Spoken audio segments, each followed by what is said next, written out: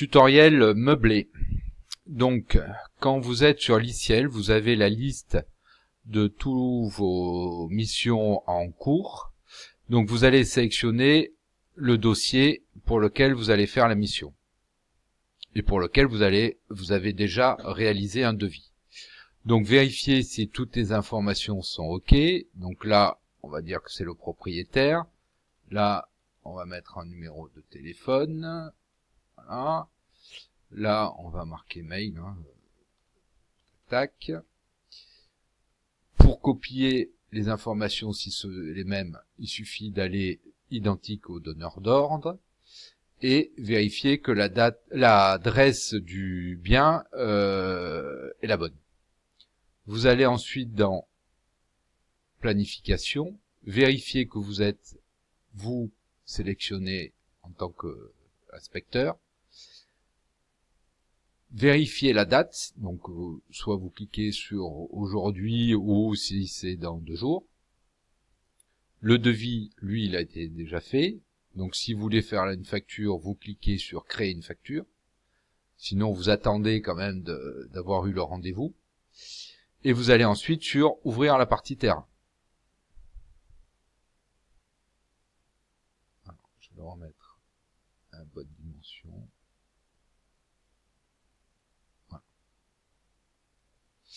Donc, si vous n'avez pas encore sélectionné votre mission, je vais le décocher. Voilà. Vous avez 2 possibilités. Soit vous allez dans mission, classement hôtelier, et vous dites si vous faites un meublé, résidence de loisirs, etc. Et vous avez les icônes qui s'affichent. Soit vous pouvez passer par module, et pareil, vous allez cocher classement meublé, vous dites que c'était pas prévu, vous dites quand même oui. Et à ce moment-là, vous avez la partie terrain qui s'affiche. Donc ici, adresse, il n'y a rien à marquer, composition meublée non plus. Ici, dénomination commerciale, c'est intéressant de marquer un nom si le propriétaire a plusieurs appartements à la même adresse pour pouvoir faire la distinction. Parce qu'il n'y a que là que ça va être pris en compte. Donc là, par exemple, j'ai marqué Villa 1. Et sur l'autre rapport, je marquerai Villa 2. Ou le nom du meublé. Ensuite, vous allez sur Information du meublé. Donc vérifiez que la date est la bonne. Est-ce qu'il a été classé, oui ou non? Et le classement demandé. Donc soit le client sait déjà dans quelle catégorie il veut être classé, soit c'est à vous de le déterminer en fonction de ce que vous allez voir ou déjà d'avoir un premier aperçu. Vous lui demandez de faire un premier tour pour avoir une idée et vous allez dire bon ben on va partir sur du 3 étoiles. Ici, il faut remplir le nombre de pièces d'habitation. Donc là, on a marqué 5, donc pièces d'habitation, c'est par exemple 3 chambres, le séjour et la cuisine. Voilà. La capacité demandée, donc là, on va marquer 6 par exemple, et la capacité maximum, on met toujours la même. Vous ne cherchez pas à comprendre, s'ils peuvent accueillir 6, c'est 6 lits, les lits d'appoint, on les prend pas en compte, ou les lits bébés, etc.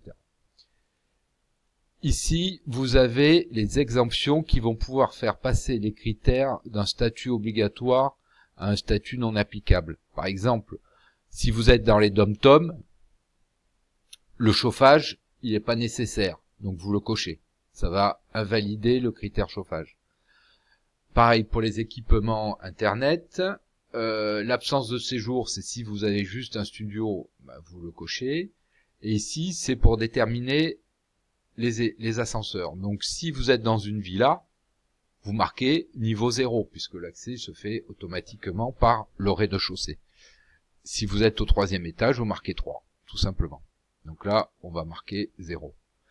Contrainte parking, c'est si jamais c'est un meublé dans un village historique où c'est impossible de stationner, c'est des routes piétonnes, vous allez les cocher, ce qui va invalider passer en non applicable les critères de stationnement. Résidence non équipée pour les personnes à mobilité réduite. C'est ce que je coche pratiquement systématiquement, puisqu'en fait il y a très peu de meublés qui sont équipés. Et ça, il n'y a que le propriétaire qui peut vous dire oui, j'accepte les handicapés. Par contre, ça va avoir des impacts sur les critères à la fin. On verra ça. Et là, c'est si la commune ne fait pas le tri sélectif. Donc une fois que vous avez déterminé un peu les caractéristiques du meublé, vous allez pouvoir aller dans le questionnaire et évaluer tous les critères. Donc, vous avez 3 colonnes. Une colonne valide, une colonne invalide et une colonne NA. Par défaut, l'ICIEL va vous mettre en orange tous les critères obligatoires. Si vous avez une case orange dans la partie NA, c'est que ce critère il n'a pas à être pris en compte, donc vous cochez systématiquement cette case. Donc là, la première chose à faire, c'est mesurer l'ensemble de l'appartement ou de la villa et de marquer la surface. Donc là, l'ICIEL vous dit la surface minimum pour que ça puisse être classé. Alors quand on dit surface, c'est surface sans les sanitaires et sans les salles de bain. Donc là, par exemple, si je mets 55, le critère est validé. Mais si je mets 50, le critère n'est pas validé. Sur les critères de surface, c'est l'ICIEL qui va cocher automatiquement les critères et calculer la majoration ou pas. Par exemple, là, si je mets 100 mètres carrés, il va me mettre un bonus sur les 3 premiers critères jusqu'à 75. Toujours marquer en commentaire la surface hors sanitaire avec la surface mesurée. Ça permet au client de vérifier qu'on a bien mesuré. Et aussi, souvent il y a des erreurs avec les clients qui eux confondent avec la surface Carrez qui prend en compte les sanitaires. Or, dans le classement, on ne prend pas en compte les sanitaires. Donc, vous allez balayer tous vos critères, donc valider ou invalider, en NA quand c'est à case de droite dans la colonne NA, et vous allez compléter avec vos commentaires au fur et à mesure. Donc il n'y a pas de commentaires bien compliqués au niveau du classement des meublés. Au niveau de la salle de bain, à partir de 7 personnes, vous avez ces critères qui vont changer de statut, puisqu'on vous demande une deuxième salle de bain à partir de 7 personnes, ou 5 à partir de 4 étoiles, par exemple. Là, si je passe en 4 étoiles, je suis en 6 personnes. Là, non, 7 personnes. Et à ce moment-là, il me demande une deuxième salle de bain. Ensuite, vous continuez à balayer tous vos critères, de les cocher ou de les invalider, par exemple. Là, c'est au niveau de l'emplacement. Donc là, on dit qu'il y en a un emplacement. Si je passe contrainte pour les emplacements privatifs, il va me passer le critère en NA. Je le valide d'office. Je le passe en NA d'office. Donc vous faites ça pour tout. Et ici, donc les 5 derniers critères, ça concerne l'état et la propreté. Donc l'état et la propreté, en fait, il faut faire une moyenne. Pour que le critère soit validé, il faut au minimum 3.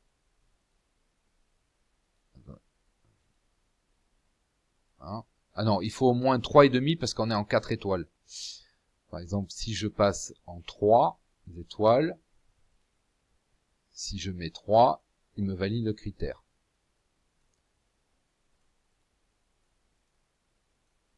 Et il vous met la moyenne ici. Et si vous continuez pour tous les critères, avec vos commentaires, bon là j'en ai pas mis, mais il faut mettre des commentaires. Par exemple là, pour les mesures de réduction de consommation d'énergie, ça peut être double chasse d'eau dans les WC, les douchettes économiques, les réducteurs de pression, pour les économies d'énergie, ça peut être double vitrage, une pompe à chaleur, une isolation particulière, des ampoules écologiques, etc., etc. Une fois que vous avez tout saisi, vous allez dans conclusion, et là, vous avez la synthèse. Ici, on m'a dit critères erronés 68. Donc je vais vérifier.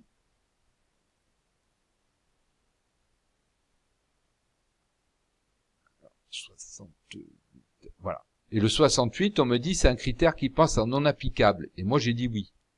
Parce que j'ai dit qu'il était au niveau 0. Donc on va pas me demander de mettre un ascenseur. Donc je le mets en non applicable. Si jamais j'oublie de cocher un critère, bon là c'est pas le cas, il vous mettra ici critère oublié et le numéro de critère. Ça vous évite d'oublier des choses. Donc ensuite, vous voyez ici que ça passe en 3 étoiles, puisqu'on a 99% et on a largement les points optionnels acquis. Et vous voyez aussi qu'il pourrait passer en 4 étoiles. Donc à ce moment-là, vous voyez avec le client, s'il veut essayer du 4 étoiles, il suffit de cocher la case 4 étoiles, de retourner sur les critères, reprendre le critère surface et de le revalider, parce qu'en fait, il va refaire un calcul en fonction des surfaces demandées pour du 4 étoiles. Vous voyez que là, on passe à 50%, alors que là, on a validé jusqu'à 75%, donc les surfaces sont supérieures. Et vous allez vérifier qu'il n'y a pas de coquille au niveau des critères. Normalement, il y a des critères qui peuvent passer en non applicable, etc. Voilà, c'est surtout ça. La surface des lits aussi à vérifier. Voilà, donc vous rebalayez tous vos critères. Vous allez dans conclusion et vous voyez que là, effectivement, ça passe en 4 étoiles également.